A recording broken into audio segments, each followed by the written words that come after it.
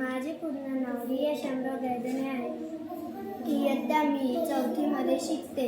माझे शाळेचे नाव जिल्हा परिषद प्राथमिक शाळा मोहगाव ढोले. मी आज तुम्हाला एक गोष्ट वाचून दाखवणार आहे. गोष्टीचे नाव आहे लपाछपी. एक दिवस सर्वजण लपाछपी खेळत होते. त्या दिवशी जितवर राज्य आले होते. जी 100 पर्यंत अंक मोजून सर्वांना शोधण्यास निघाला.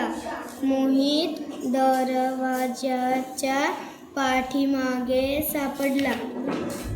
जी तिथं सर्वांना खोलीमध्ये शोधू लागला.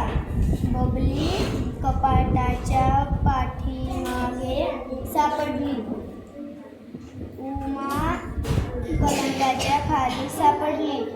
त्यानंतर जीत अंगणाकडे गेला. नीता आजीच्या